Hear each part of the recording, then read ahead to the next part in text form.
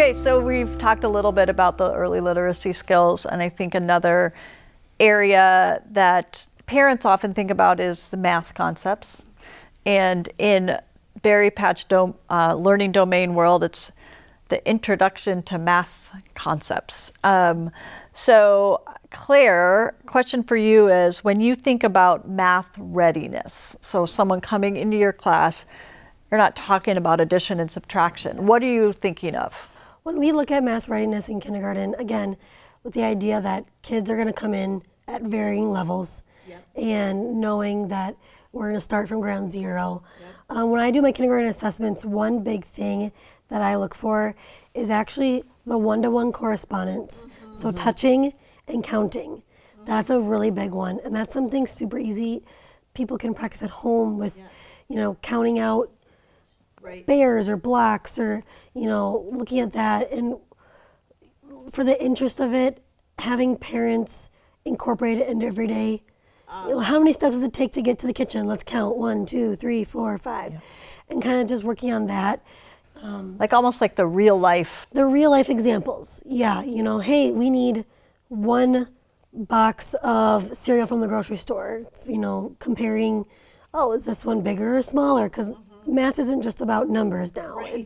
It's about, you know, pattern blocks, using those and playing with those, and those math concepts are what they need first before they can even start to grasp the concepts of addition and subtraction, which we don't get to tell more towards the end and spring of kindergarten. So again, keeping it light, keeping it fun, keeping it playful, and keeping it just everyday activities. Yes. You can incorporate In the it. midst of life, you're just looking for opportunities. To incorporate that, and counting and having fun with it is, I think, a big thing. And Berry Patch has a lot of those tools that you get to use. So Michael Ann, you and the Strawberry team, when you plan, you always have some math concepts that you're working on that month. The kids don't realize that that's coming, or what they didn't realize at the end of the month that they just learned about comparison or something. Exactly. How do you incorporate math into your classroom?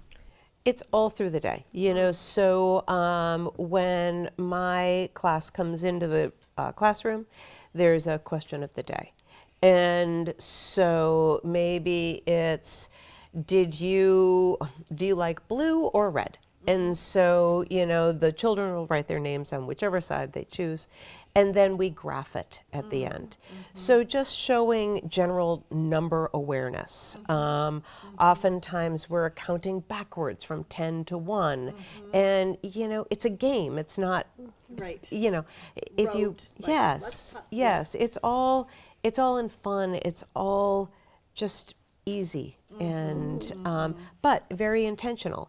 You know, again, like parents, when they're bringing their kids to the grocery store and you're looking at prices of food, you know, does anyone see it too? You know, numbers are everywhere. Right.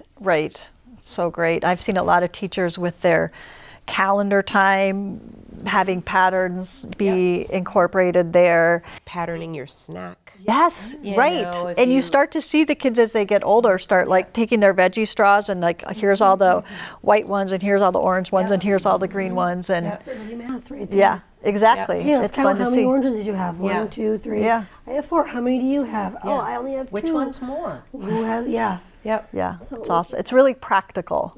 I talk about that with letter learning as well, especially in our Blueberry year, that it's practical. It's tied to your name. It's tied to the letter learning being, it's not just, we're learning this, we're sitting down and we're learning this thing, whether it's graphing. We're going to talk about graphing now, and this is what a graph looks like. It's, okay, we just decided that we have differences. Some kids like blue, some kids like red. Let's talk about that. So with the letter learning, that this is my letter, this goes with my name.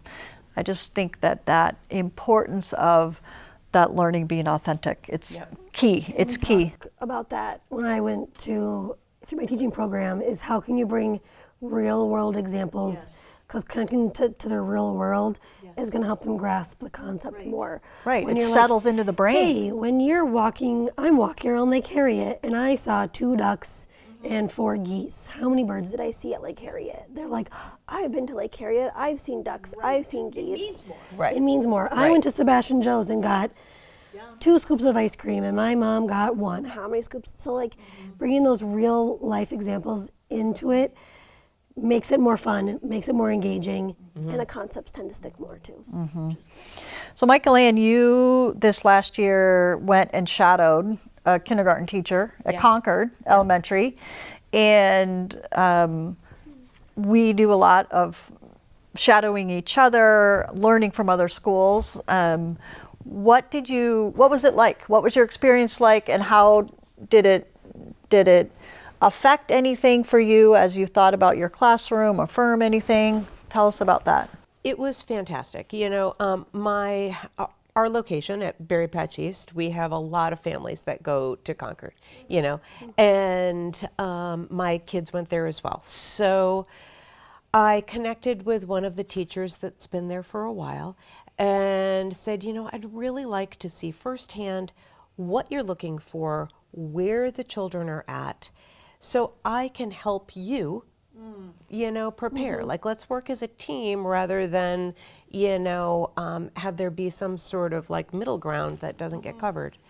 The first thing that that I noticed is everyone is having fun. They're not sitting for hours on end. They sit for 10 minutes and then they have like a little brain break and they're dancing or they're singing, and you know, these songs that they're singing are all intentional. You know, none of them are, you know, like just Diddly, you know, exactly, like ducks or mice or the things that we do when they're little. So there were 3 of my former students in her class. And so that was really, really fun. And I said, okay, so what do you notice about our children and how are they doing amongst, you know, the rest of the class? And she was very candid. She was like, you know, I like that they come in socially and emotionally ready. All of your children that you taught know how to put on their snowsuit. They know how to open the things in their lunch. They know how to get into a line and stay there rather than, you know, go find 7 other things to do. In the academics, you know, they know generally their letters. They know generally how to count to 20. Maybe they know more, maybe they don't. It's again, fine. You know, the literacy readiness, she really was like, my job is to teach them to read. Right. And it's actually harder for me if they've learned some, you know, Memorizing something. Yes, you know, because now they don't understand what they're reading. And, you know, Interesting. It's really hard to find. it's their job. Leveled books for kindergartners, if they're reading chapter books at a 5-year, you know, as a 5-year-old. It's hard to find those books. Right. They can't comprehend what they're reading. What the content is a 4th grader who's not there, right? Because K through 3 is learning to read. 3 and above is reading to learn. So if you're giving a kindergartner an upper grade book, that book is written as reading to learn instead of the learning to read aspect. Right. So when you were in the kindergarten class, I'm just curious, did she say anything about, I think as a parent, or what I hear a lot of parents talking about is, I want my kid to, you know, be able to sit down and focus on a worksheet and really, in their minds, be a super academic child going into kindergarten. Was that a part of the conversation? She does not want that. She's like, I just need them to come in confident, curious, and ready to learn. And then I'm going to take it from there.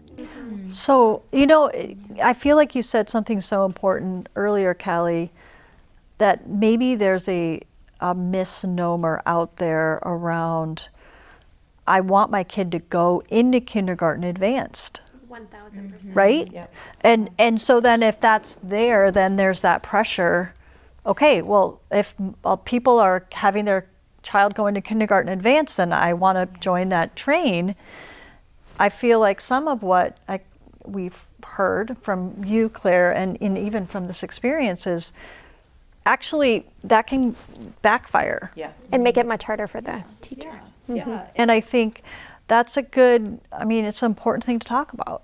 It's a really important thing to talk about. And I think another key thing that you said, that kindergarten teacher said, is the readiness to participate. If you think about a kindergarten day and all the different self-help skills, all the different transitions, all the different opportunities, it's a full day. To be able to handle yourself and to be able to interact well with other people, if you can't do those things, if you haven't spent these early years practicing those things, then you're at like square one before you can even learn anything. Yeah. And so I can see where for a kindergarten teacher, and we think about that a lot, as the pre-K teachers, like, I had a kindergarten teacher say to me once, just please send us kind humans. Right. And That's all I want to. right? And that's what I feel like I heard after you had your day. And I think that's something that's important to us at the Berry Patch, and I think it's collectively as a school community that's. And as a parent, just from what, again, this is all observation of other parents, friends, neighbors, we can burn our kids out in so many things so quickly nowadays, whether it be hockey or soccer or piano or whatever. Right. And I'm trying, I think most of us are, to not overdo it with our kids. Yeah. People are doing that with school. They're trying to over prepare, over push, over schedule, over teach. Yep. And I think what we're trying to say is it's okay, right? Yeah. As long as they know the basics, as long as they're socially ready, it's okay. We don't have to be the best at everything. We don't have to overdo it. Right. But it's so, I don't know what it is, but it's so easy to do with everything nowadays. I do think we're and if we can just say, okay, they're going to be fine. Let's chill. We don't want them to burn out in school the way that they could burn out in soccer or hockey or there's no need to overdo it when they're not ready, when they're not developmentally ready. Exactly. Thank you. No, that's good to hear too. That makes me think about one of the last ideas that I feel like is so important to say, given that we're saying things here, is kids need unstructured time.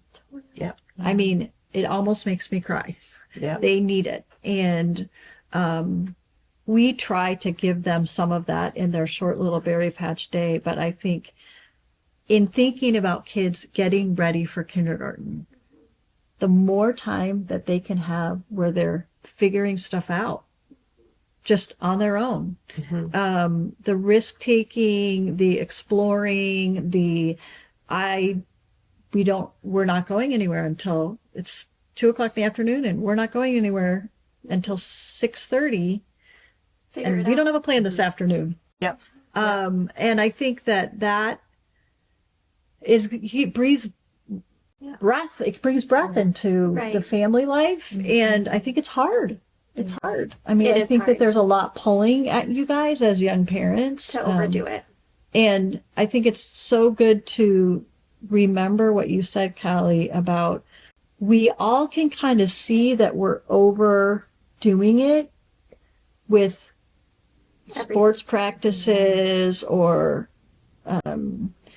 whatever the activities the kids might be involved in, but to realize that we can think the same way with school. We can. Well, and I know as a parent, and I could just speak for myself, when I send my kids to Berry Patch, I'm not expecting you to teach them how to, I'm doing it so they can play in a new environment, play with new friends, play with different friends, and be led by an adult that's different from me. Yep. I need you to be in somebody else's care. I get the break, which is great, but also they're learning from a different adult. They're not around the same neighbor kids. They're around different kids now. They're playing with different toys. And that's my mindset as a parent, and I know other parents do have a different mindset. Mine is very much those three things. You chose this place. And it's wonderful for all of those reasons. And the bonus is that they get the early literacy, they get the early math, but it's presented in such a non-formal way. You know, they're not sitting with a 24/7, you know, hammering skills. It's through art, it's through reading, it's very organic.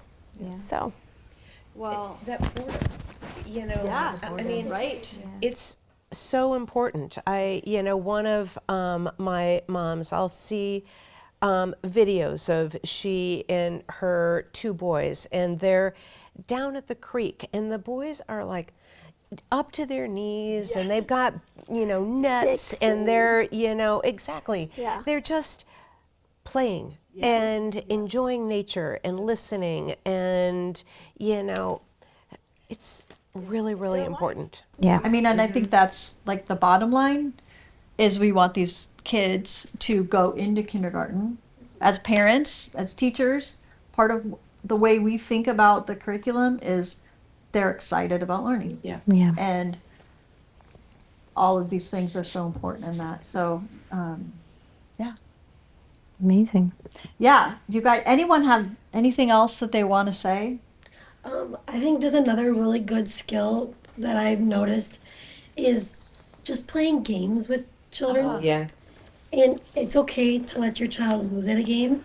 That's a big skill. Because when we do skills in math and we play games in math, not everyone's going to win, and that's okay. And teaching them how to be like, hey, good game, or we always say shucks in my room. Oh, if you don't win, what do you say? And the kids go, oh, shucks. Yeah. And so, playing Uno. Uno's a math game. They don't know it, but it's colors and math. And, learning how to take turns and how to have a conflict resolution. So kind of circling back to that, one thing you could always do is just play games.